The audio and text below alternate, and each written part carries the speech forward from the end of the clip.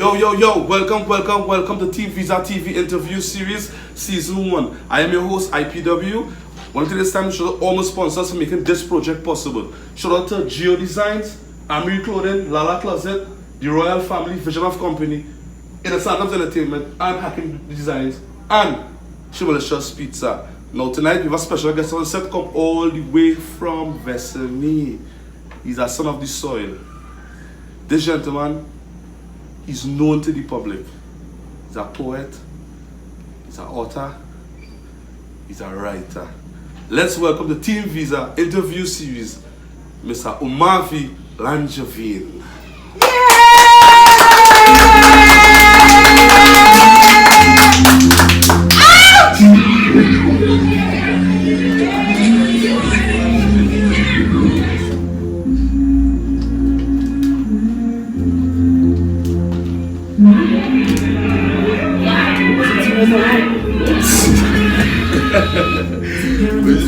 Everything cool on the man, right? Thanks for being on TeamViza Tv series. It's a pleasure because I know the whole COVID-19 situation and thing, you know what I mean? So appreciate for the thing can still come on my way. But before I go into any interview with you, right? Omavi, this is the first time I'm going to do this. Right? I'm not playing this spot. I just stand up my brother way and salute you, my brother. I'm telling you, my brother way. I know I'm telling you. I have a reason for that, but later we'll get into that. Right? Jump straight into it, right? But TeamViza TV basically is a project where it is we shining light on all aspects, right? You know, young entrepreneurs, people into business, people into music, sports, you know what I mean? Right?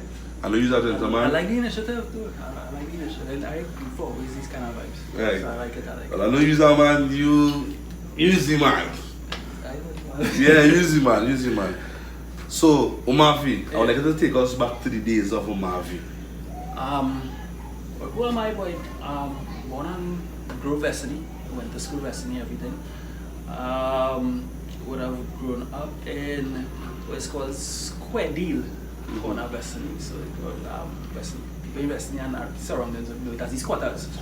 You know, so I remember moving there when I was stray. I used to live closer to the beach by my grandmama and move up there. And yeah, I was just, you know, an average village boy, right. Interested in, you know, many things, interested in sports. Sports wasn't interested in me.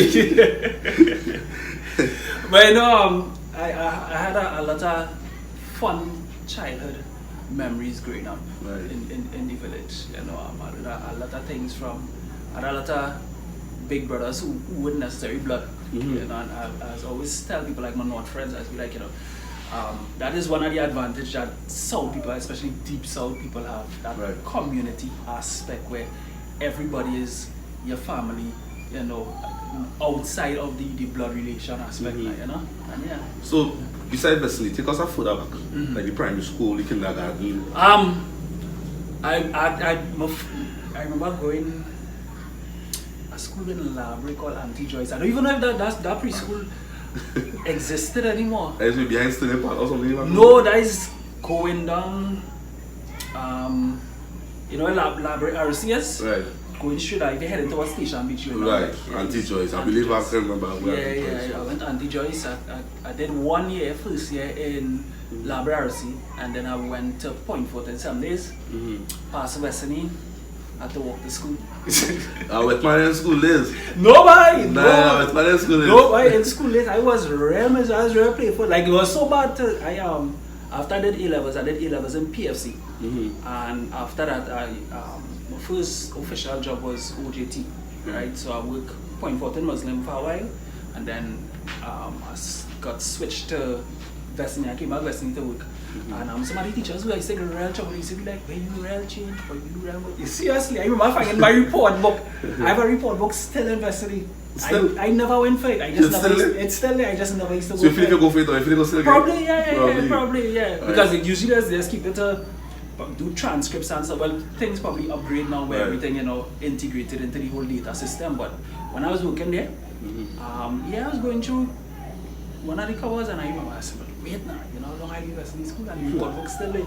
I used to get real trouble in school and thing. I actually would have matured when I went PFC, when I was doing A-levels, Right. around that point in time, my mom had passed, right, when I was in lower 6 at the point in time, and things was kind of tough and thing, but I actually started living by myself, living on my own then. So I was going to school, but living by myself, living on my own, myself and my younger brother.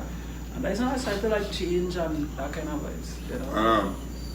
And growing up in Vesely, what it was like for Omavi growing up in Vesely? My investment was just always an adventure, boy. Really and truly. Vesely was always an adventure. Cousin named Wamba. Wamba, big up to Wamba one time. Yeah, Wamba really a lot of my boy days when it come to knowing anything, when it come to the riding and the bike, when it come to to swim, when it come to busting bamboo, going and is Wamba, boy. Really actually. Because mom kind of had us, I don't want to say sheltered, but I guess because like from early she wanted to really instill like academics and or something. We weren't privy to a lot of the socializing aspects right. of. So it was Wamba come and give me life jacket and it's Wamba kind of integrate me into. And basically like the family aspect, right? Like siblings, how much siblings you grew up with? I actually have 4 siblings, but I grew up with 1. Okay. Yeah, I grew up with 1. I have 1 brother. A younger brother. I'm the eldest out of everyone. Okay. I have 1 brother for both mom and dad, and then my dad has 2 other daughters. Right. Understood. Yeah. So yeah, it was just my younger brother and I. I want to go. Okay, at the junction, Omavi, right? Yeah. Now you reach the crossroad now. Yeah. Then you go center, you go left, or you go right. Yeah. Which direction did you take first? Bye. So relative something I had so a lot of people know me now, probably real refined and probably quiet and that kind of thing. But I wasn't always like this. Now we talking about talk them. I wasn't always like this. I remember I had a particular CAPE exam, and the exam was the Monday, and I was in Borokula the Sunday night. I reached home. I was with my grandmother at point in time. Exam was the Monday. The exam was the Monday. And in Borokula. I in Borokula. Like Clifton. Yeah. You used to be Clifton where they used to on Pass Bay, used to be on the beach. Yeah. And I in Kula back in there traveling. So after we reached on the beach, so me reach home probably like around probably around minutes to 2. And I finally get something to reach home. And then I had a cram for exam. Yeah, to do studies. Yeah, I had real wassy days. So basically now, when you crossroad now, where you meet now, you go say you take left.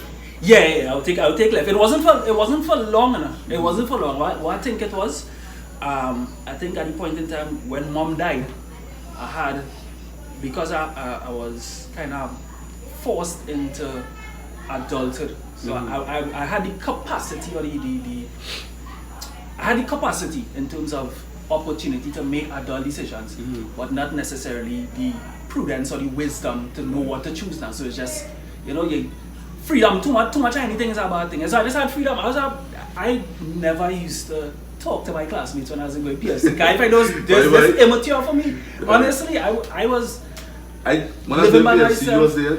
Nah, you had left. When the sister was there. Brianna? Yeah, when she was there. Right. I think we were in the same class. I think we did business management. I believe so. Yeah, but you can ask, I never used to. So how long did Omavi stay on this left road? Honestly, for only like about 3 years, and my mom died in 2016. I started the end of 2016. I was Wasi from 2017. Not 2016, I was 2006, sorry. I was Wasi from about 2007 to the end of 2008, even 2009. Right. Yeah, it was that. Because I was always I used to have a lot of internal dialogues. So I was even now I'm very, very hyper introspective. Like I would drive and just really. Pause it for a little bit. I follow you on this and show me for a good while. I see you some kind of big words. Don't damage my brain tonight. Walk with me. Right. So staying on the left road now, right? How long did it take you to actually go around the corner now? We talking about the street, about the corner now. To come across on the right side. Yeah, within that 3 years, because as I say, like although I was doing real wassiness, I was always very introspective. So in my quiet times, I always sitting around thinking, I always had a vision of good. Right. I used to be like, Dan, it has certain things you want to break in your life. Certain, I don't want to say generational things because I have a concept on that which may not necessarily be the traditional thing. But I know that I always wanted to be a certain type of man. You know, I know I always wanted to be a certain type of man. So in my quiet times, I'll be like, it's like I set up a roadmap. I'll be like, alright, cool. You know, I go to a party. That's just me, right? I go to a party. I'll be like, dog, when you go to this party, you had to spend, besides the ticket and the drinks, you had to get a kit. You know, you had to get, and that was the frame of mind I was in a long time. You know, every time you go somewhere, you want to look fresh. Right. You understand? And it's our period in time where is materialistic attributes or materialistic thinking is beyond different levels as they go into life. So when you're younger, like as a child, it may be you have a better toy than me. When you're in your teens, it might be I had the latest Jordan, that kind of thing. When you're as an adult, it might be a better car, better house, that kind of thing. Right. So I was just always thinking that, hey, this would cost. You want to go to university, you don't have no parents now to send you to that. How you going to do this? So things like that. And I had a friend who had died in an accident in 2008. At the point in time she was 23. And that just had me, you know, that our thing is just kind of, Right. yeah, kind of paradigm shift mentally. And yeah, that had me real thinking. I was like, damn, life unpredictable. I wasn't necessarily thinking life short, I was just thinking, boy, life unpredictable. Time to get yourself together. And yeah, it was that. So and you know, we thought with that as well too, you're searching for yourself, you're searching for identity, that kind of thing. Because your identity be real tied up in all kind of thing, environment that's caused that, your perception of life, philosophy is what people just be telling you. So it's as young people, you just go through a period where, so like me personally, I real passionate about young men having vision and mentoring, right? And especially Afro Trinidad and Afro Trinbagonian young men, really and truly, because there's a whole different discussion, but there's a systematic disadvantage that we got now. And mentally, it's take a lot of tolerance to me. Because I generally give young men a grace period, you know. Yeah. But by a certain age, then you had to start to make certain decisions. Because if you're make a decision at this point in time, when you close your eye and you open it, you're 40 or you're 50, and you're gonna live regretting where I should have do that, I should have do that. So that was it for me at a certain age. I said, boy, after all the hype done, after you go in your party or you go in take more, you take. people talk about you look nice and thing. Yeah. Then something that used to bother me plenty. It's like, what next? What next? Something that used to bother me plenty, Dan. I just used to bother me, eh? I used to be like, dog, I really had to go party and I don't mop and drop after. No, you dress up real nice, you spend real money. Things like that. No, not saying that everybody would could afford the luxury of a car thing. But things like that, I think there's kind of is shape your perspective in terms of priority now. You understand? Alright, cool. I go leave here to go a party quite uptown. I mean, alright, but priority could be talking nice transport. You understand? You gotta wait till the taxi stand for to get the back to the bus to come on the road. And so them kind of thing. So I was always a push them kind of thinking. Right. And I think those are the things that kind of stay in the carry around the corner. Okay. So we go around the corner, right? We barely reach around we will reach most of that around the corner. Right? Now, I ask people about your mom and stuff, come on, sister, mom and thing, right? What about your dad? My dad is still we have a really good relationship now. We didn't have a good relationship when I was younger. Right. Age has been reasoning, maturity, and part of maturity is forgiveness. Right. A big part of forgiveness. Two aspects of forgiveness. One is getting rid of resentment, because you could forgive somebody. Like I could say, you could do me something and I could be like, dog, I'm not on you again, I forgive you. But every time you're in my presence, I just do something, I just don't rate you. And that is be that resentment, that's be bottled up. So that, and then forgiveness is a present, continuous thing. Because the thing about it is that it just had some things about some characteristics, some character traits about my father that I just had to accept in order for us to move past. Because I can't expect him to change, you understand?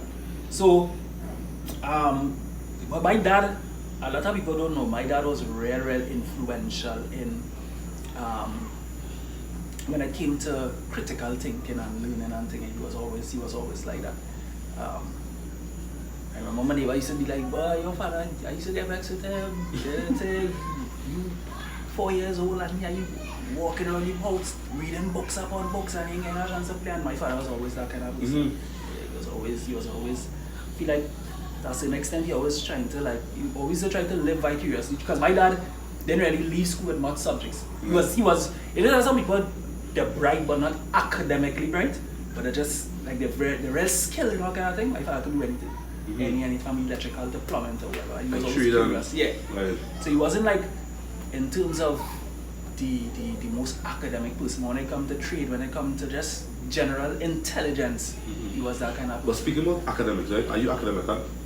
Yeah, well, I did not go, so I started a law degree when mom died after I left school, but I didn't have money to finish the degree. Right. So I had reached the second year and I was paying, it was pounds, I studied in London, University of London, so I didn't do that, but plenty people know I know some of course, but I'm a certified EMT. So I could deliver babies, I could you can do all of it? Yeah. So my child was getting trouble there, my son I could have mentioned by you then. Yeah, I could do that. I was actually thinking to it's just a little. You see how important this project is. Now, if you wasn't here, I'd never think of that. Oh yeah. Actually thinking about going and just do the paramedics. Like for instance, now let me say, one of my siblings then ready to make baby, water bag burst, everybody in the house panicking. Call the ambulance, asking 1,000 questions. Yeah. Right? Omavi riding. Yeah. If you understand what I'm saying, you can reach Omavi first, probably deliver the baby, wrap up the baby, and then wait till the ambulance come and then go to the right? So. Now, entertainment now is a poet. How this whole poet concept come up with Omavi? I was always rare in primary school. I was rare bright in primary school until I reached Western. So you were in primary school? I was rare bright in primary school. And then fall back in secondary? I didn't fall back, just Western was very competitive. Okay. That's what it was. Like when I reached Western, I didn't expect to meet bright people, so it was like, it was real competitive. So, but I used to I did businesses in school, accounts, and I chose businesses because I couldn't get into the science class. Like that's history. But it wasn't really a passion, but when it came to English and English literature, I always used to excel in that. And I remember when we had reached like Form 4, they started prepping us for CXC and thing. Okay. And I had this thing I used to do a word a day for the class, or 2 words a week. And I just learn a word and I just teach them a bit and just let them text. Motivation and something? Yeah, just that's it. Like, a motto? No, not like that. It's just something to like expand our vocabulary. Okay. It's just like, hey, a new word, let me learn this new word, that kind of thing. I remember, investing, right? Yeah, investing. I remember I had this teacher that one of my classmates reminded me that sometime last year or something, she was like, you remember the time when you read a whole essay? Because Miss had asked you to do homework and I didn't do it. So I read a whole essay and she did a blank page. Yeah. Essay flawless. Real words. Real good. She come up to market and say, wait, she like, what she even punish me? She does laugh. Yeah, she does laugh. But I was always real good in English, and that kind of transcended into poet, beyond. So I was, most of my artistic thing when I started in church, I used to do plenty of monologues, you sing songs, that kind of thing when I growing up. I was with a choir in Point Fortin for a little while. Lois Lewis? Yeah, Lois Lewis. That was a real nice experience. Real nice experience. She was piggy back then when I was there too? No, but nah. She was always piggy? Nah, I wouldn't say that. Law is very, and the reason why I wouldn't say that is because I understand when people are passionate about something, how it is be. When you're young, you ain't gonna get that because it's not you. You're just anything goes. You're not like a child. You're playing. But as an adult, nah, boy, a lot of great lessons I learned from Lois and coming up. Was licks I get from Lois? Seriously, licks. Music class. Bloody flute. Nah. Played Mary had a little lamb and I play the keys and it blows. Nah, Lois is our boss, bro. Lois Great Lois, man. Lois, let me tell you. Yeah. What was she? Long time I hear about children. I'm like Miss Lois. She's still doing the same music thing? Yeah, still doing the same music thing, still doing the same choir stuff and that kind of thing. The choir is not in the numbers that it was because everybody adult now and who marry, who have children and stuff like that. But I remember surprisingly just last year there was a benefit concert and she came and got a small group of people meeting now while kind of all star kind of. Yeah, it was real good. It was real good. So I got a lot of more when I like official artistic beginnings. It would have started there, and then after that, the poetry thing came from when I started to play guitar. Right, when I started to play guitar, I used to write little songs and things, but I'm not really, and honestly, I'm not really the best vocalist. When I was in the choir, I could really sing. But singing is a thing, singing real technical. And if you're not practicing and stuff like that, your voice just be changing. Okay, on this spot, man, let me hear something. Nah, brother. Nah, brother. I could have got a little note at it, but I can't. You know? Yeah. You want to give me that little note, boy, down. You give me that little note, boy. But you see, when I started back going to church like in 2009, and there was a girl who she used to do poetry, and I was like, hey, that's cool, I could do that. And it's just a nice way to just blend the two. I just ended up taking it real serious and just taking a lot of chances that a lot of people won't be able to. So one of my first big things that people, in terms of the media aspect that people that know me from, would have been the Free Speech Project. I did at the point in time I did something, but that I just send them a record and they call me back immediately. It's like, hey, you like this boy thing when you feel like come up with this studio. Before I reach to that part, you transitioned from Lois Lewis, right?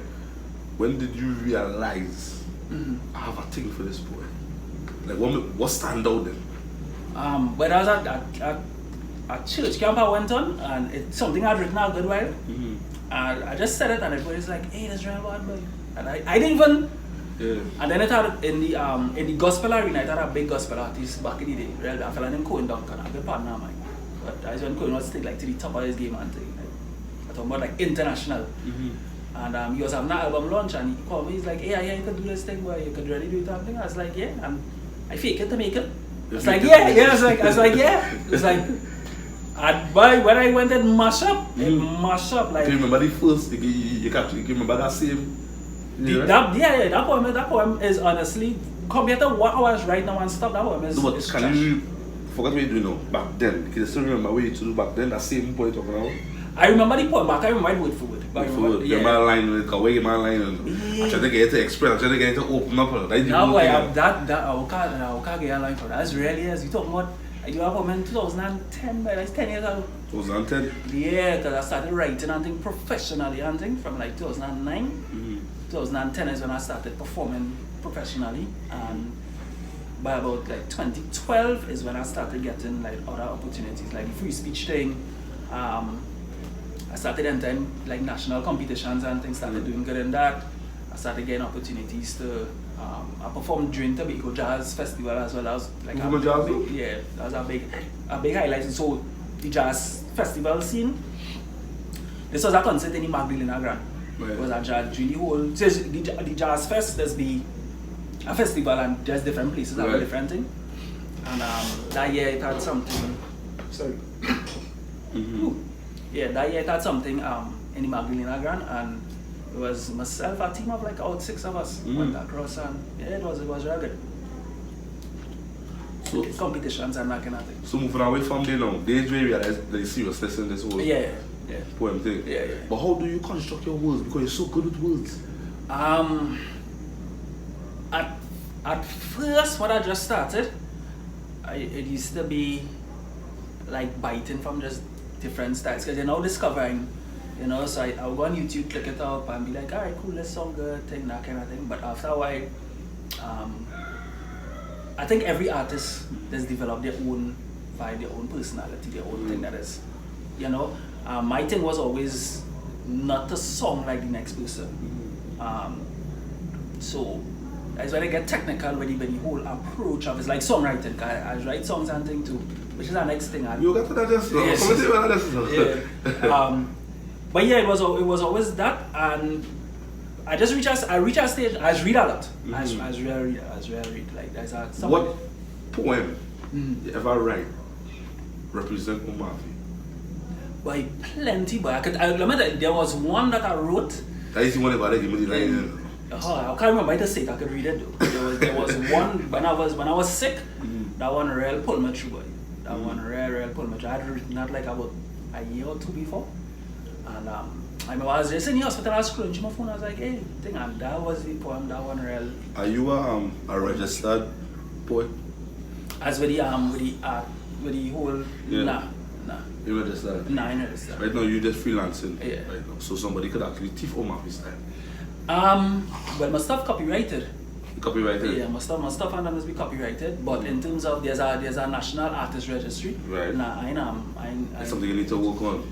Yeah, it's something I need to work. But then the truth is, my trajectory wasn't. Big words on my face. There was that. my direction is not really spoken word alone. Right. I really aiming to be a author, like an international best-selling author. That is what I aiming to be.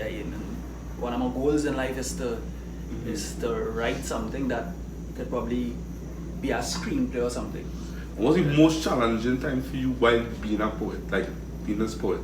Most challenging. Ever go to like do a poem in front of an audience and like get the butterflies? Yeah, but butterflies and things. That's you don't ever. You ever had a funny moment in that? Then at a real times I talking then. And I can't remember what going on, and it's freestyle. Freestyle of the air. Freestyle until I catch back the like that. Boy, right. Plenty everywhere. It's not a song, people don't know the song. It's not like that. So I can say whatever. So what you say? Make a freestyle? Nah, I could. Can you watch something like and just express yourself off? Yeah, I guess. I can play another spot now. God. I will do somebody else. I will do something. Alright, so beside poem now, what is Omavi into? Beside poem? I into music a lot. Right. I really like lyricism. Honestly, there's a humble boast, but I honestly feel. You're outshine, man. You had no pre-near point in time. No, honestly feel big man thing. I could be one of the baddest lyricists in Trinidad. Because it's at that point in time, I want to reach out to you to ask you, I said, Omavi, you want to be a ghostwriter, right? Oh, so you hear that, right? So the thing with so it's a politics and everything, right? It's a real politics. I personally think I be very mixing when something done so that one of the baddest. I honestly feel it's one of the baddest lyricists in Trinidad at present. If I get a like if somebody seriously, if I get a serious break to make also a real songs like demos and things, like I can make up 2 mixtape right now. Right. A real thing just save on my hard drive and thing, just little things, my phone a real thing right now. I honestly feel so. But there's politics in these things, but there's real politics. One, location is a geographical location is a setback. And that goes across the board from music to sports to just things like that. Being on the deeper end and so that networking and stuff like that. But it just really blew my mind to know that as spoken word poetry, I from Point Fortin and the things I accomplished through that across Trinidad. That's really blew my mind because that's not opportunity where people just get. True. But when it comes to the music and that kind of thing, I honestly, so funny story, when I was in Aberdeen, who now used to freestyle and think you reach out to him all the time, he said, but I will link you with a producer. I'm going to call the producer name, right? But it's a... Ever do that again on TeamViza Tv? Yeah. Look what? On holiday. You ever way with us just Say, Bring it out, you know. bring it out. You know what I mean? Yeah. The reason why I'm not call his name is because it's a real contribution. So you never really back there? Really so. I don't know what the answer is. I don't know what the story is. Really so. Nah, it's not a real contribution, Right. but he was a real big producer. He had a falling out with Marshall at times. Right. Yeah, so. Killer Roberts. No, not Killer Roberts. Not Killer Roberts. He had a falling out with Marshall and he kind of get blacklisted kind of in the industry. Right? Like cool too, man. No. You go tell me. No. You go tell me. But, No plenty of them. It's over Marshall and No, the guy I'm blacklisted. Yeah, it was. That might be a different whole episode by itself. Yeah. But anyways, our brother reached out to me and he's like, boy, I went link with this producer, but the man, now the producer talented, man talented, can play any instrument, right? All I can play is guitar. I could find my way around the keyboard, right? That is something I teaching myself. I was teaching myself. I stopped, but I could still manage my way around it. But the man bad. So I went a night. He said, "Let me hear you." So I dropped something for him, right? And he said, "Boy, that real bad." He said, "Look, 1, 2, 3, about 6 rhythms one time. Just load it up and email it to me." And we came back, checking back like 2 days after. At about 3 songs per rhythm, right? He said, "Boy, you're real bad, boy." 3 songs per rhythm. Oh, so writing is come real easy for me. Real easy, bro. 3 songs, real. I honestly find it's bad songs, right? So he said, "Yeah, okay." He started listening and he said, "Alright, cool, I could hear." And he started the names he started call for who he could hear singing these songs, right? So he started calling people like, he said, "Boy, this song like Bungie." When he said Bungie, because he really had one that I had written with Bungie in mind, right? He said, "I could hear Bungie in this." He said, "I could sing." He said, blah, blah, blah. He called some names and stuff like that. And brother, I mean like to tell you, 2 artists reach out to him, 2 male artists reach out to him, and I was like, "Dog, we really like them 2 songs, but yeah, the excuse." It's like, "Boy, you really like them 2 songs, but they done so late in the season, thing. Like garbage. So why didn't swing it back in the next season? Like garbage. The night that could happen in 2018, 2019 is when I was in hospital. Okay. But the point when we had sent those songs for them, when he sent the samples for them, when he sent the demos for them, it was like November. People still bringing out songs December, but it was the politics and the fact that he was blacklisted. So it wasn't necessarily the quality of the song; it's just who it passed through. Right. You understand?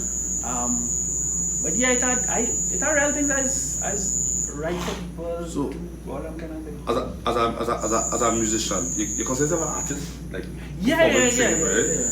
Beside the poem, well, you did the music too, as I say. Like what genre of music that you just do basically then? I like all genre of music. If I rapping? rapping, yeah. What is soca aspect? The soca, I would, if I doing a real bad ideas, that I would write for people. If I personally do a soca song, it could more be something along the line of. You write a soca before? Yourself? Yeah, I write a soca that was playing already, you know. Last year, year before, about 6. With royalties? No. I was a small fry dog. So I see what you were just starting. No, but even with that whole cut thing, put that aside, even putting that aside, that was the first year I do a soca, and the fact that it ended up on radio, and it was on 96.1. That was a big thing because you know how this soca industry is. You know there's a man making and it's not playing unless they think a DJ. And how that link ended up happening is because of the free speech thing I used to do with them. Right. So the DJs that I had linked with before, because we were school. Well, our project, I said that thing, and he said, "Yeah, okay." And he said, "We have a segment." He said, "We go feature on it, something with some young soca, or emerging something like that." And the song about, I want to like the song about 6 or 7. This soca? Yeah, it's on YouTube. Do you remember this soca? Do you remember this soca? Yeah. There was a line in this soca. Confidence in itself. You had something like. Wood! You had something. Way brother. You had something like. Yeah. Confidence in yourself. Oh, what a feeling. Rising up, come watch me rising up, yeah. Well, if I say that I can, I believe that I can, motherfucker, you know I will. Cause I see no other plan, and this destiny fulfilled. So they could say what they want, they could do what they want.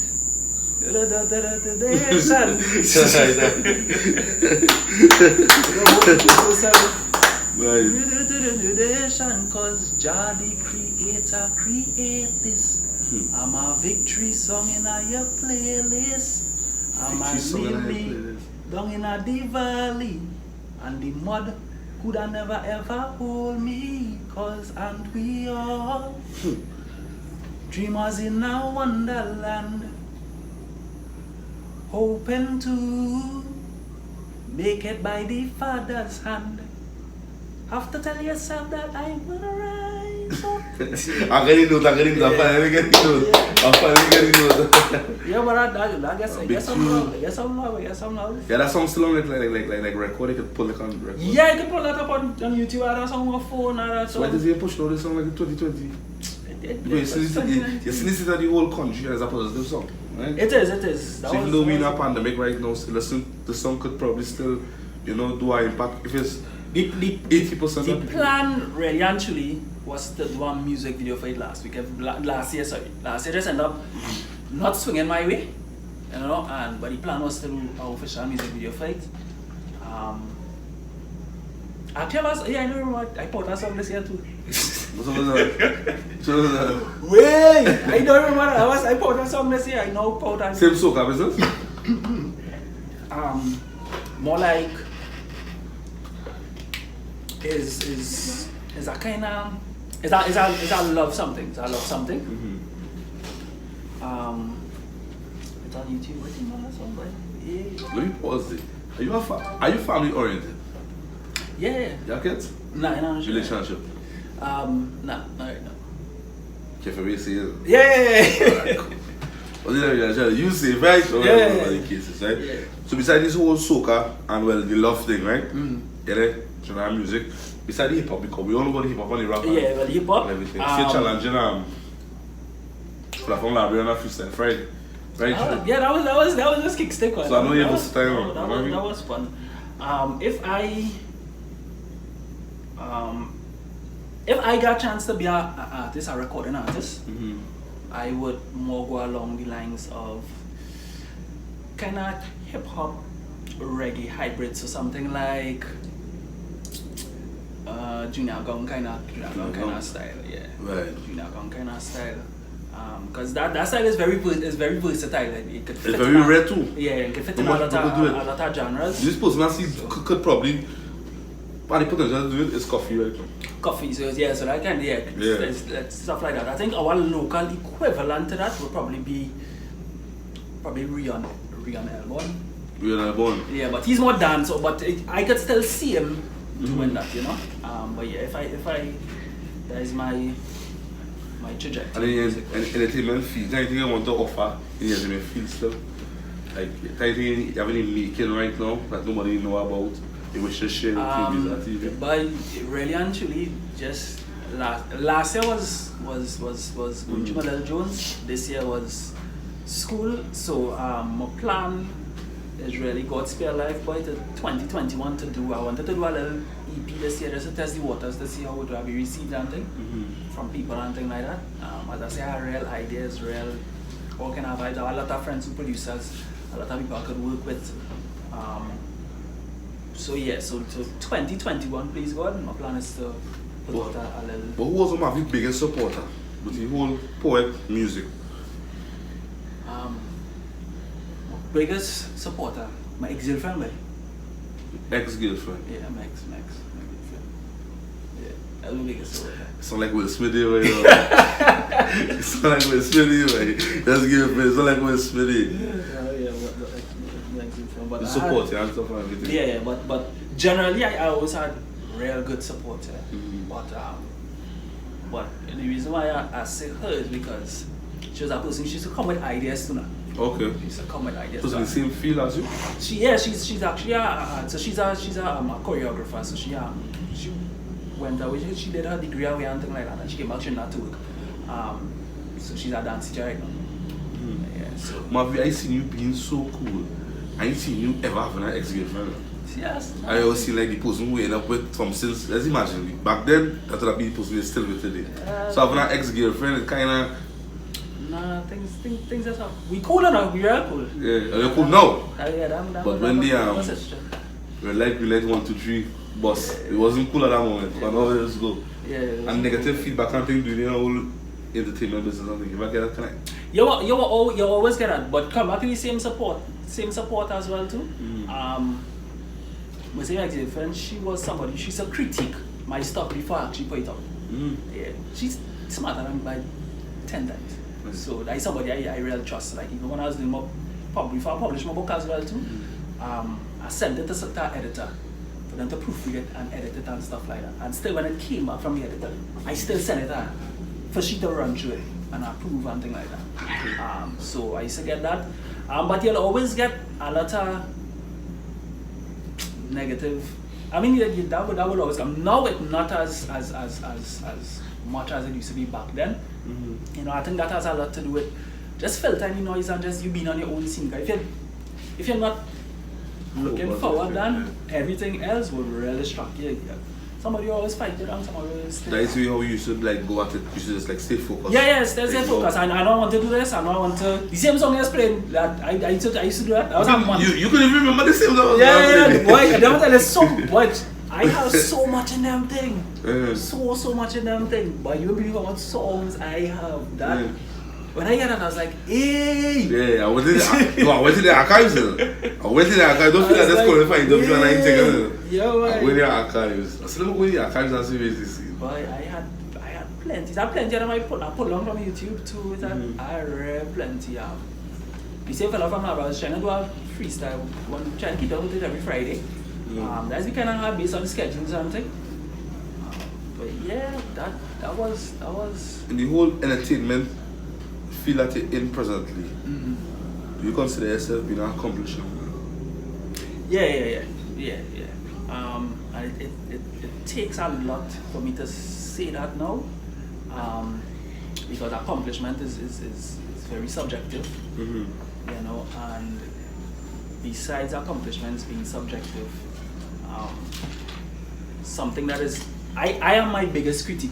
Yeah. I am my biggest fighter, honestly. I just be my head and I just be like, wait, but it's really you should ask me that too, because I was just having a conversation with myself because last week, I was coming back from today on the boat and I was just feeling wait, but like you do nothing with my life, like seriously. And I just had to remember and be grateful. And the reason why I say that is, I think human beings, I don't think human beings will ever be 100% satisfied. But I think one thing that is is like an anchor for human beings is gratitude. You know, so I just thinking about stuff and just being grateful for what the Lord allowed me to accomplish or do or experience. That was a big. Like people don't know I used to host a program on television. I used to host a TV program. Yeah, I used to be on TV every program? Monday. Heartline Youth was a youth program. A youth program? Yeah. It was yourself and youth. I used to be that. I used to be interviewing, same thing like this, interviewing people and things. That is actually where I started off in the whole media thing and my introduction to cameras and that kind of thing. I used to work at a place. That's my second job. I used to work at a media house. It was a private media house in Barrett-area. And they had a youth program. They have youth papers, youth. What are you supposed to sound today? I don't know if. Because I see something with Barrett-area. When I watch you live, it's herself and some young lady sitting around. I don't know. This was an arm of an organization called Youth for Christ. She was Belmont today. This was an arm of an organization called Youth for Christ. My boss was Frank M. Porter, same Republic leader boy and Kalaman. Yeah, that was my boss. Was the boss? Yeah. Okay. He's a pastor, Frank M. Porter. You're sure of them? Yes. I don't know this. I know Boy and Kalan and Harry and Jenny and Dirty Jim and things. So that's something we never really looked into as where Boy and Kalan really come from. Yeah. The Republic Readers. That was my boss. So he's also a pastor. Right. And he used to run this organization called Youth for Christ. and I'm of Youth for Christ, I'm part of Youth for Christ, here at a media department. I used to deal with youth issues and a social level, here at a social part. And I used to host the television program for about 4 years, from between 2012 to 2016. So gave big checks them time, right? No, I used to do it What's the voluntarily. biggest check you ever seen in anything? Was, honestly, Yeah. probably $3,000. $2,000. Yeah. Biggest you ever seen? Yeah. Right. Because I got it for myself. But let me tell you, a lot of the things I used to do, Dan, people won't believe, a lot of the things I used to do will be volunteer. A lot of things. Especially when it comes to anything youth focus and positive and things like that, volunteer. I find I've seen plenty of this. I don't know if it is because people doesn't like respect the craft or because they find it something to do or for the goodness of themselves. You know what I'm saying? It's a philosophy thing. For me, it really started off there. So it have things where I would definitely charge someone for, if like a corporate event, if they call me to do something, if they call me, hey, I did something for, earlier this year I did something for Flow. I did Flow cable? Yeah, Flow cable. I just had something and they wanted us working with artists. I would charge them. And some things like that, people I would charge and but outside of that, a lot of the things I did and have done have been volunteer. And now this, I don't like to project this on other artists because I agree with what you're saying. As an artist, you have to respect your craft. Yeah. If you respect your craft, other people will respect it. Exactly. For me, how it worked out though, it just, I honestly feel that a lot of the things that I experience blessings-wise is because of them seeds that I sow. Oh, okay. The seeds that I sow, and I really experience that. As I mentioned, blessings and seeds that you sow. Are you a spiritual person? Definitely. When I mean spiritual, can you define your spiritual? My spirituality, I believe in monotheism. I believe in the doctrine of Christ. You know. And yeah, I believe Doctrine of Christ, meaning to say you believe in Jesus. Yeah. Right. I don't necessarily. I am Christian, but I don't necessarily. Or should I say, adhere to all the principles, and that's just because some of the principles just honestly based in religion. That's our next conversation because I really something I had to pull up and all kind of thing. But that's certain things that but also I in terms of having a relationship with God, yeah, that is something. Are you baptized? Yeah. I don't play that. At the age of? I was baptized at 12. I used to go Seventh-day Adventist church. I got baptized twice actually. Yeah. Twice? Yeah. Wasn't actually about twice being baptized. Yeah. The first time I did it was just because I was going to church and I was just like, the second time I did it was serious. That was my personal conviction. Okay. Yeah, I was like, you know what? So you believe that different blessing upon a different blessing? It's not necessarily a different blessing. Honestly, it was just immaturity of thinking and lack of knowledge and I make me do it. But at the point in time, I just felt like that was the right thing to do. I mean, it's not something I'd be like, Danny, I get baptized. Okay, you don't need to do that. But the first time I did it, I didn't have the understanding and the conviction like the second time. The second time I felt like I made the decision for me. For you. It was personal and it's like, hey, you know, it is what it is. But yeah, I don't play God at all. Like. You move away from that, Omavi. Well, as I mentioned earlier on, right, I've been following you on social media, right? And I saw you was going through I've just say trials and tribulation. Yeah. When was the moment Omavi realized he was diagnosed? Well, that story. I'm sorry, it's kicks. I know what I come back to the same thing in terms of the seeds also and the blessings. How everything play out. It is, even now, it is real, it's be weird mentally to think about it because I know, since I was diagnosed, I know I came across 4 other persons who did not get it, right? Is a aggressive cancer. It just, the results are real bad, right? But especially in adults, right? I didn't know, how I found that I was sick was by chance. I went to the hospital for oxygen. I found it was just hard for me to breathe. I just find it was Carnival Tuesday. It was, so I don't, Carnival is not really my thing. So what I would do is like for the Carnival weekend, I would, like the Thursday, I would go in the grocery and thing and buy so I know I'm inside. Right. You know? So the Thursday I went to a grocery point and trying to carry the grocery bag up the stairs and I couldn't carry it. It take me, I want to like 40 minutes for me to carry up 2 grocery bags and a case of water. It take me 40 minutes. Every time I go up, I don't go inside and sit down and rest. And the point that I thought was just anemia. I was like, I know I'm not anemic, but I just thought it was that. And so that was the Friday, I wasn't feeling well, just this weird feeling, that kind of thing. But I was thinking it was something else because earlier the year, I got a bad back pain, something called sciatica, right? Like something normal, right? It's not something normal, but it's like the worst back pains you could get, but anybody could get sciatica, right? It's really a nerve that just get pinched. So I had that and I was taking some pain medication for it. And I did not know that when you're taking certain pain medication like Tylenol and ibuprofen and that kind of thing, you're not supposed to be taking so much fast food. So I had already passed that 10-day quote. I was like taking it for 2 weeks something. You know, but it was only how I could get ease up with the pain. So because of that, I ended up getting a small stomach ulcer because I got pain meds as well. Why it's so dangerous to take so much. So I had pain in my back and I had pain in my stomach. So it was just that. So I went to the hospital, they changed the pain medication and thing, and they're taking routine blood test. The first time they take a blood test, it's like, hey, something wrong with your blood, but your blood count low. It wasn't very, very low at the point in time, it was just lower. It was reading the blood count of a female, of a woman. Right? In male, your blood count is be like 15 max, anything between 13 to 15. For women, it's between like 9 to 11 or something like that. I was 9, so it's like, it's weird.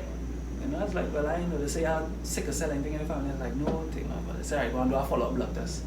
When San Fernando do it, they end up losing the first blood test. So I ended up going to Carnival with it. But it was the Ash Wednesday that I just got a fever and it was just real hard to breathe.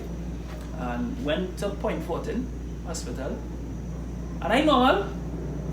I tell them about the fever. We get the fever to break. But the blood, when they check the blood, it's like, hey, your blood count is 6 real weird. And besides your red blood cells, the other aspects of your blood now, your white blood cells and some kind of plate, that's low. So that's like. So it was 9 before, it dropped to 6? Yeah, it dropped to 6. I dropped to 6 so that in like about a week or 2, then I've changed it. I didn't know what I meant at the point in time.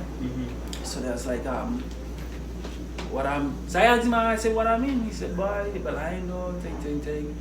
The doctor will tell us, and the doctor watching, the doctor is like, yo, he said, well, he said, you can't treat it here, you have to go to San Fernando. I was like, well, alright, no see now, I'll go to San Fernando tomorrow now. Right? He's like, no see. No, I tell him no see now, I'll go to San Fernando tomorrow. He's like, no, you have to go tonight, put me on the ambulance tonight. I was like, it's serious? He said, yeah. So I went, and obviously I got a bed immediately. I got a bed like about 2 o'clock the next day.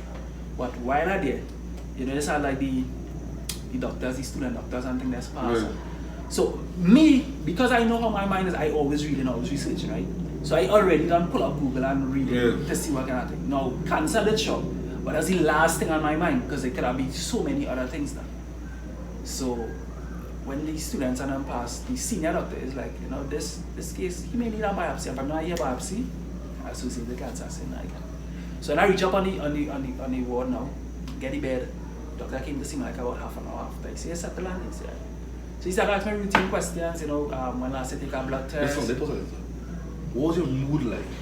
But I was normal. I just wanted, I was normal. I was real normal. Real normal. I was, because I said that cancer thing was the furthest thing from my mind. Right. So I was thinking it can't tell me. It have with anemia, so we know sickle cell anemia and we know normal anemia, but it have a whole lot of different strains on it. So I thought it was just one of them weird strains. He was going to tell me, you know. So me thinking I'm going to do a lot of things. He's like, hey, XYZ is the case, blah, blah, blah. Just asking a routine question when I said take a blood test, family history, that kind of thing. He said, cool. He said, well, what we had to do, he said, that was the Wednesday. I got the bed Wednesday into Thursday. Right. So it's the Thursday talking to me. He said, so what we got to do, we got to do a biopsy on here. We'll probably prepare for that anymore. I said, no, see, I said, I didn't know what I was. I said, what we looking at? He started to laugh. He started kind of chuckle, like I knew was chuckling. He said, you really want to know? I said, yeah. I said, yeah, mate. I said, I don't hear already. You understand? He said, we can't know for sure, but right now we're looking like leukemia now. Cancer. So I said, for true? He said, yeah. What did you feel at that moment? I was shocked. I started to laugh, but I didn't tell if I were real vexed or something like that, I just like laugh. So I started to laugh, and he was like, he said, "But don't worry." He said, "Oh, don't think too hard." And when he leave the room, I remember crying. I real cry. I break down, cry, and the next day they did the biopsy. Painful. My brother, the needle let's be. Does it go in your bone marrow or something? Yeah, it's going in your hip bone and this thing. It just be like a ice pick. This is like an ice pick. That's all the needle is. So let's push it. Let's puncture your bone, and let's extract the bone marrow from it. That is one part of it. And then the next painful part on top of that is this kind of the end of the needle have like a saw. So there's chip off piece of your bone. Right. So they had to take a piece of your bone. So I had 4 of that in my life so far. All of them is painful. So let's take a piece of bone because I had to test the bone itself and the bone and the bone marrow. So they do that, and yeah, I was staying the Monday. Well, they sent it to the lab and they got back the results and then the Monday. The consultant he come and thing, and then mentally when he spoke to me, my mind was, alright, where's the next step?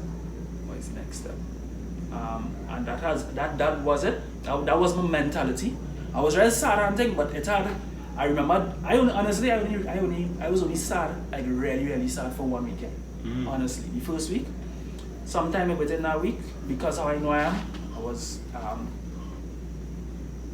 researching and thing, and I just get this epiphany. I was like, dog, you really actually like. Who is you, man? That's dead every day. Who is you, dog? Really, actually, that was me. I was just me. Yeah, it was just like when I started to read cases of so leukemia is most because these type of leukemia is mostly found in kids, mostly children. When it's found in adults just have a rare chance of survival. A real slim chance of survival. So kids more likely to survive? Yeah, kids actually children are about 80% likely to survive. Okay. Adults, especially for this one, the survival rate is 21%. So, but when you read the cases, like when I was reading, watching like little pictures and things and seeing my children going through and thing, and then that same week as well too, it had a plane crash in South Africa, a Boeing something, and it had a whole controversy thing because they buy the plane and Boeing then sell them a certain part and thing.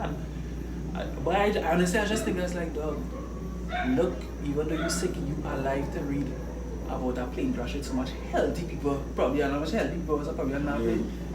And I just kind of lost my sense of entitlement. I was like, brother, just let God take control, because I mean, it is what it is, you understand? Like, you're not more deserving of anybody to live, but at the same time, you're not less deserving of life too now. So you can't do nothing. And that's just me. I just give up my sense of entitlement. So I was cool after. So with that statement you just made, right?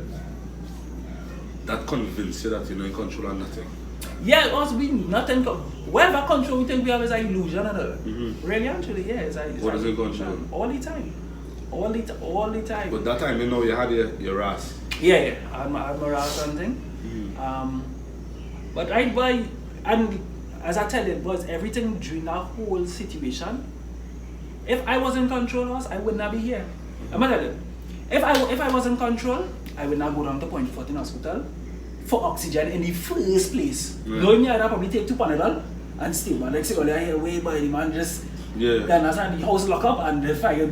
I would not do that. When it came to the financial aspect of it, which is a whole different discussion, and my first test cost, the code for it was $9,000. The first test for them to test the bone marrow and that kind of thing, right? They do them 2 parts. We only had money at the point in time to, what the doctor suggested, they said do part 1 first, and then if you want, you can do the next part. The first part cost like $5,500, $100, right? Per thing that. And then when I come back to the whole crossroad thing and decision making and that kind of thing. When I was 20, about 27, I tell myself, I said, Dan, I said, I don't want to be 30 and not have certain financial things organized. And I started paying things like insurance.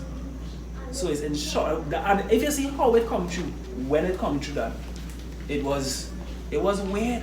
It was real weird. Like it not supposed to happen. Like that experience was like if I wasn't everything was perfect timing and everything. Even the senior consultant in the hospital, he was Cuban. That's how I ended up getting the link to go to Cuba. You see, send the email. Oh, it's Cuba. Yeah, it's Cuba. And so I was out in Cuba. Stayed there for 3 months. The journey from San Fran Hospital now to Cuba was going through Omavi at that point in time. But honestly, I didn't expect to stay so long in Cuba. Big man thing. Did you tell yourself again that like this serious? I knew it was serious, but I wasn't getting any serious symptoms. Okay. Which was confusing the doctors and the nurses. When I was there, so it's putting something like an isolation. See like how the whole COVID-19 when you're thinking by yourself, so nobody not allowed to come in or out except the doctors, right? I used to have visitors and things, but they had to suit up and things before they come in. I cut my hair in the hospital, and the barber, I make a house call. I had to get permission and he had to suit up. Come and cut my hair. I really miss it, but I really miss it. I think more people working. I miss it. But yeah, I didn't see outside for a whole month. After the only time I see outside was in the car from the hospital to the airport. As I touch on Cuba in a room. 3 months. So me see outside. I live indoor in a room for like 4 months. I see I was kind of outside. It was like it was all that was real good, but everything was when I was in Trinidad, right? It was confusing the doctors them so much because you're supposed to have some symptoms. The only symptom I had was I used to get fever. Right? I used to get fever. So I used to sleep directly under the AC or under a fan. Because that's what is happening, is get fever a lot, right? But things like bleeding gums, things like you're supposed to be bleeding plenty and was nothing was. You know I started bleed plenty as I reached Cuba. About 2 days later, I got in the bathroom, brush my teeth, and blood, and it don't stop running. So I get some called platelets now for it because your body just loses the ability to clot. But if that had happened in Trinidad, I could have bleed out. We don't have them thing in Trinidad. it was a mental thing when you reached. No, it wasn't that. No, it wasn't that. If it's anything I had to say was a mental thing, like when I really put real mental force on thing, was when I was in Trinidad. Yeah, I used to be like, nah, this ain't happening, boy. This ain't happening. Nah, I could. I used to do push-ups and things. I used to really try and keep my body active. And I used to think. Yeah, I used to really. When it started to get serious in San Fernando was after about 2.5 weeks, I had lost the ability to walk, to stand up, so I couldn't stand up. So I had a chair. I used to there's a bar chair. I had to sit down to bed and that kind of thing. But outside of that, I used to function. So treatment in Trinidad and treatment in Cuba, which one helped Omavi the most?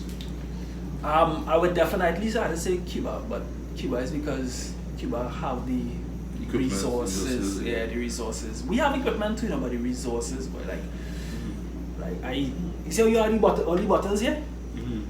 Them have bottles of blood, things of blood like that line up. I take a blood in Trinidad real hard. I pay for blood down here. Twice. I pay for blood in Trinidad. Because you had to get blood plenty blood transfusion because you'll be low on blood. Right. So I get blood transfusion. I pay for blood twice down here. Across the day. Well, I mean it was on my bill across the day.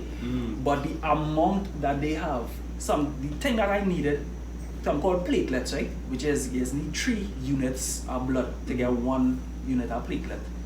When platelets reach in the hospital in Trinidad, sometimes they get like 8 units, and that had to share for the whole hospital. So what it is do, there's decide priority, who needed the most. So one will probably go down to A&E, like accident and emergency, in case somebody come in and they're bleeding. They will send some to neonatal care, because babies need them thing, and they might send, and the next one might just be to wherever. But it's hard to get the thing, it's scarce like gold in Trinidad, and that is why a lot of people with the cancer that I had, that is why when they stay in Trinidad, they don't survive long, because we do have the kind of thing. One of the main question I want to ask you, did you ever think through the whole process you was going through that Omavi would have died? Yeah, plenty. Well, at that times I supposed to die, theoretically. At that times doctors coming in like So my same like dear friend was across the road, right? And he's a pull out of the room. And he's a talk to her and tell her, call him and prepare. Tell everybody. And yeah, they used to be like, if he survived the night, he good. She never used to tell me that. But I was real over I just used to be normal. At that point in time, I had emergency surgery done across there. Right? And the surgery was at a 30% survival rate. But if I didn't get the surgery, there's a 100% chance I'm going to die. So I have to take the surgery. So the risk. And the pull she was there and I tell she say, yo, we don't know how this is going to go. We'll prep him. We give him some pump him up with some platelets on them first. And we have some, right? Thing. Honestly, when I was going out, I said, wait, boy, this is going to be it. I think I'm going to wake up. Yeah, so much so then, never get a joke, right? No, this was had real funny moments across there. Real funny moments. So much so, right? When I wake up in the ICU after the operation, right? Because it's put in the ICU because you're a critical case, because any little germs could affect you and that kind of thing, right? So they put me in the ICU. But remember, I was the pulmonary anesthetics first, right? So I wake up stupid like me not going on, but he wake me up. I hear somebody bawling now, boy. So kill me there, like I said, but like I did and like I floating and like people bawling for me. That's in my head done. And I said, but why this girl bawling? So I tell she I can't come back, but she better. You feel like it's pretty done. No, but that's how I thinking, but I was really under the drugs now. And I think it is when I want to make it harder as well too, is because I want to open my eye, but I'm so drugged up, I can't open my eye, so I just in my thoughts and it's just darkness now. And what make me realize that this thing is there's part thing in your mouth, a tube, to keep your mouth open so that you don't swallow your tongue now. I couldn't think, I was like, well, wait now, how more thing, but I thought I could be working. So I thought I might spirit form, just hearing people bawling. So I done looking for my body there already. I thought, why real madness? Most prison gift to God for. By plenty why red, why that red, and I just one at the occasion. I just one at the occasion. I thought when I just came off of chemo, I remember I got this something called E. coli. I don't know if you know about E. coli, but E. coli is a real bad bacteria that yeah, it's a real bad bacteria. It's a bacteria that if it goes untreated, it is damage your kidneys. What signs are they show? I went to pee and I was peeing brown like Hennessy. Like yeah. I was like that had that same part to play with the whole chemo. Yeah, well, so what is after chemo? What chemo does do? Chemo does that's why people just lose their hair and nails just turn black and thing. What chemo does do is it is destroy cells in the body that is multiply quickly. So cancer cells are cells that is multiply more rapid than other cells, right? So chemo does any cell that is multiply rapidly, it is attack that. So as cancer cells, as skin, that's why people's skin, like my skin was really terrible after, but skin is something that almost when we talking and skin cells drop, dead cells dropping off and new ones, so that your hair as well, there's be a part of your nails, them kind of thing. It is also lower your immune system and things like that. It's do them thing and your body just had to build back up naturally. So the chemo I had was for 7 days, 24/7. I was living on it. It was really intense. Generally, people when they go to do like for other cancers and then when they go into do chemo, chemo would be like a drip. It'd be like drips. So they'll hook you up on it for about an hour and then you come back next 2 weeks or next 3 weeks for your next cycle. I didn't have cycles in between. I was on it 24/7.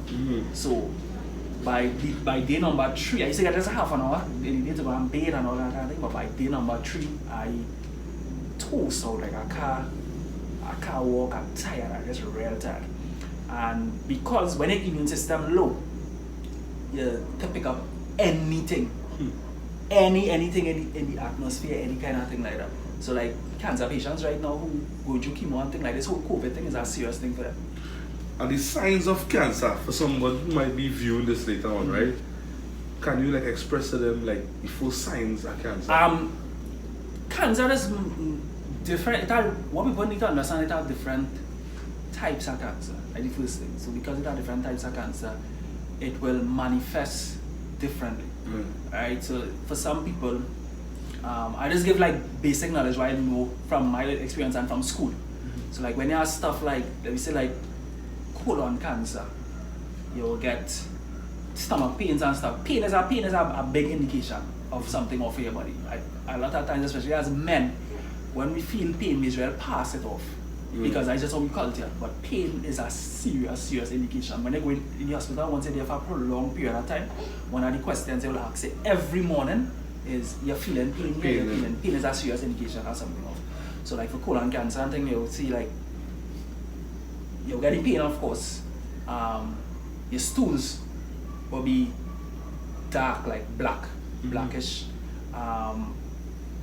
You might get blood, that kind of thing. Prostate, same thing. Pain, that kind of thing.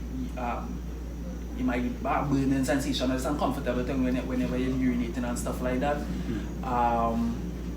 So those are like what you call like organ type cancers and different things. But for blood type cancers,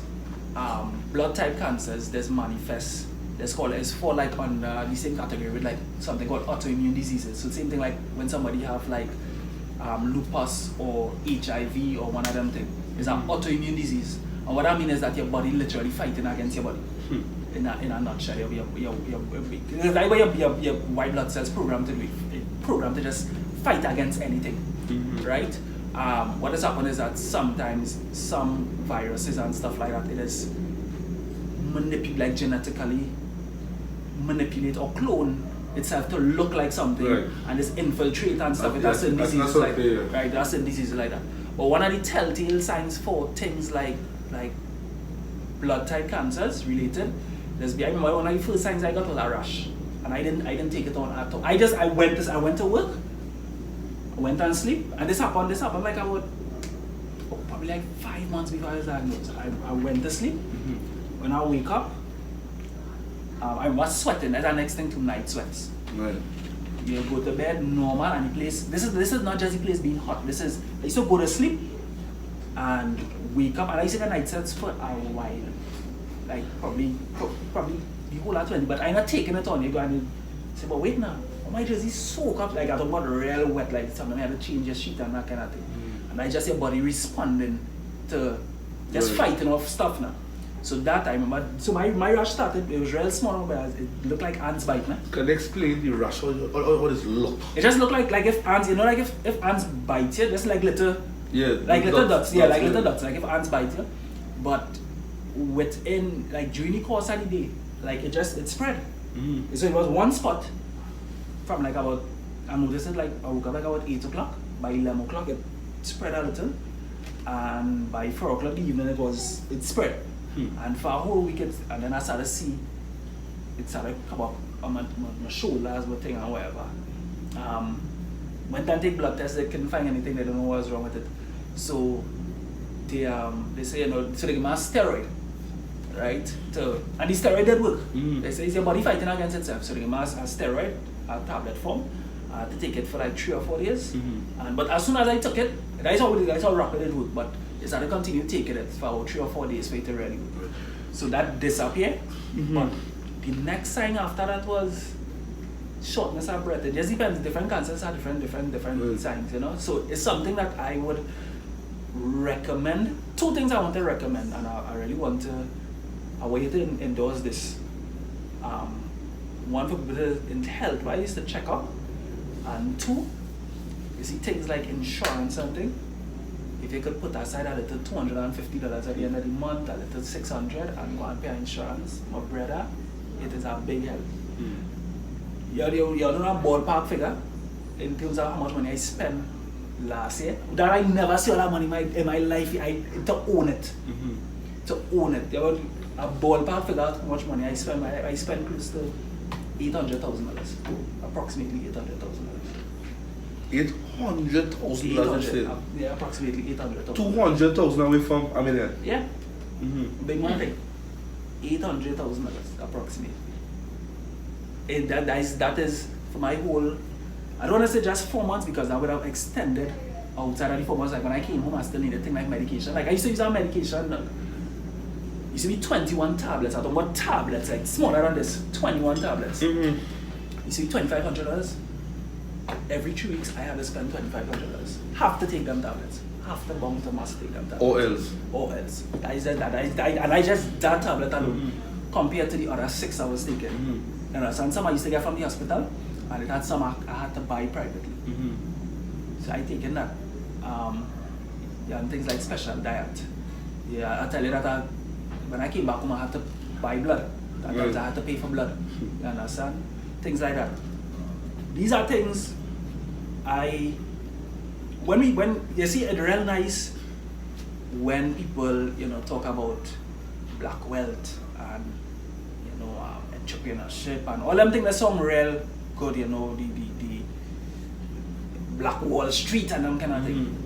But we don't really, your health is your wealth, and these are things that we don't pass on to our children, and things that we don't enforce them things on our children.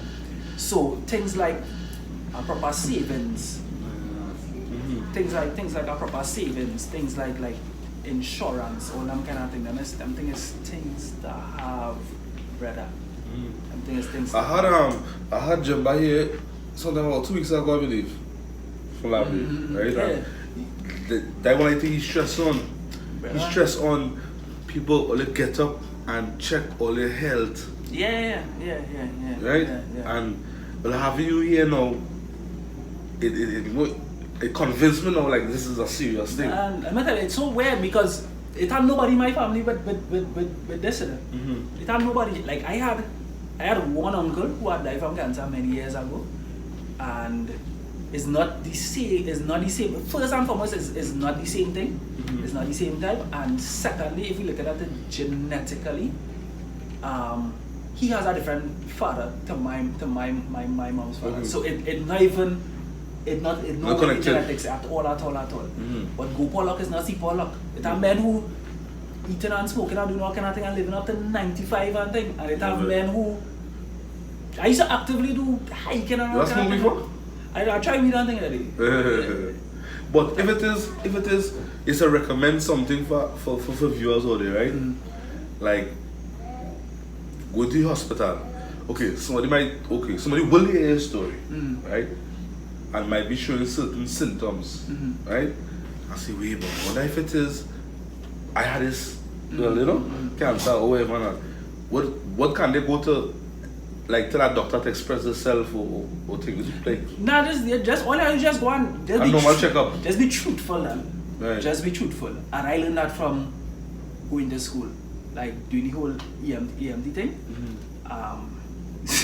But that really opened my eyes as to how easy it is for anybody to die. Like sometimes you have somebody and thing. Sometimes people be experiencing things. Like someone might have something, what they call in the medical field, something called radiating pain, where your pain might be down here, the cause might be down here, but you might be feeling pain up here. Okay. And you tell the doctor, nah, down here, I really feel any pain, but really, so it's the same thing, it's the same way your body does work. Sometimes something happens, but it affecting your body differently. So, people like doctors and stuff who are well equipped and well knowledgeable, to look for certain signs and to get what doctors do. Doctors connect the dots. A doctor don't know every single thing. It happened. The doctors I went by and they had a medical dictionary on the table, and by the time they were flipping through. Because doctors they learn how to connect the dots based on their years at school and that kind of thing. So just be truthful. Just be truthful. Only final question I want to ask you tonight. Are you cancer free? Yeah, well, alright, so as a technical correct, let's ask me that. So right now I am in the remission phase.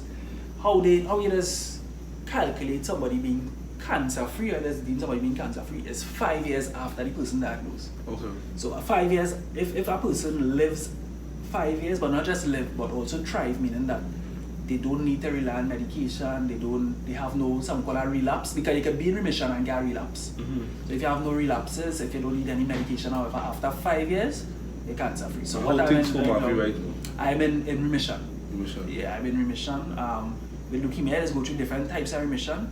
So it's going some called a spontaneous remission. I can't remember what the genetic thing for that. It's some called spontaneous remission. And then from that, after that, it's going to like remission. Right. So I make 1 year without needing any medication without needing any So within the next 4 years, please God, I'll be. So with that now, I'm kind of lost for certain things right now, right? You know what I mean? But basically, right? I want you to look into the camera and send a message. Whether it is medical, whether it is something positive for people who will be viewing this now. You understand? We close off the show on that aspect. I want to tell people, I want to tell all you out there.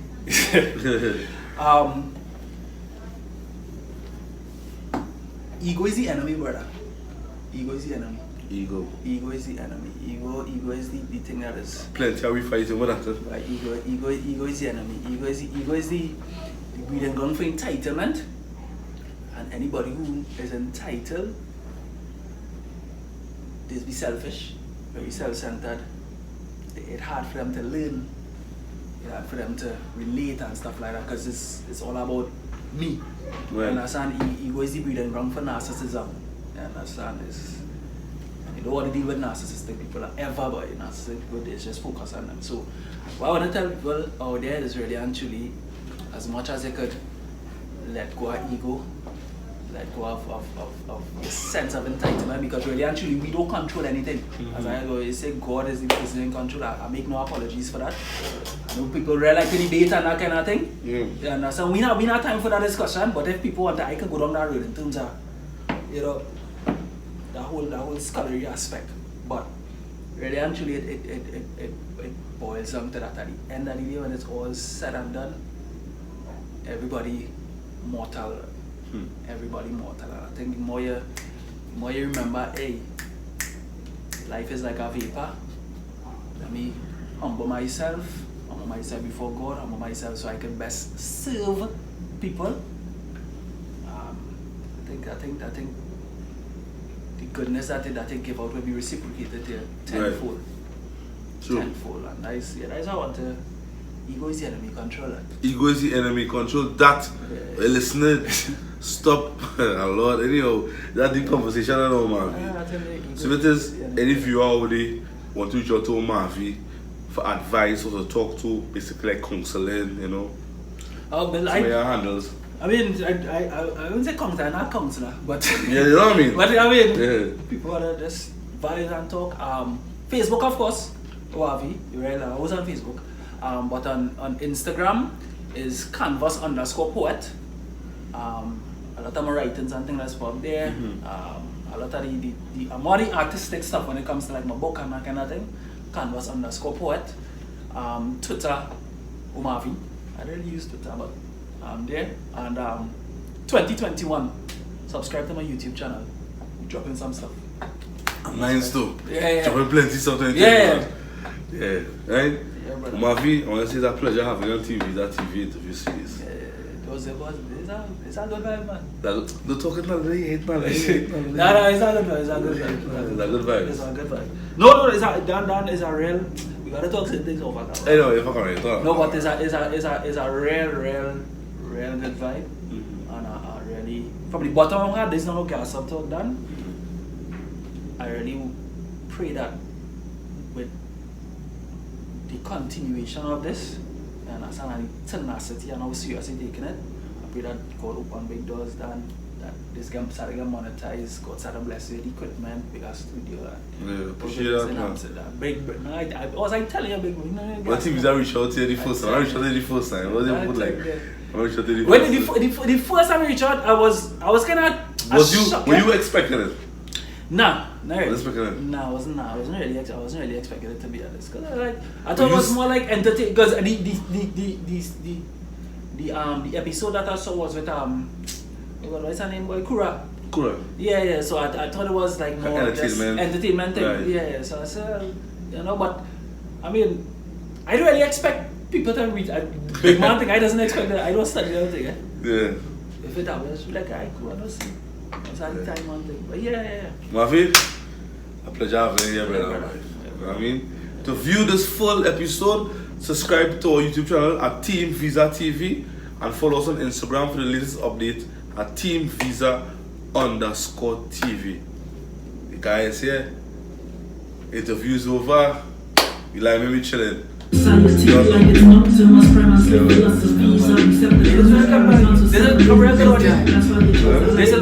audio sources. Yeah, everything right here. I just use the audio and type up. There's nothing now. But because, the whole interview project now, I want to go raw. I want to do stuff. But that time come, I will see what. All for now, is what I have and what I will do it to. So that, I honestly did not know. It was a phone. I thought it was like a cheap camera. I thought it was a cheap camera. Is it blue pass? Is it blue? I thought it was blue pass. No, but still not. No, I thought it was like a cheap camera.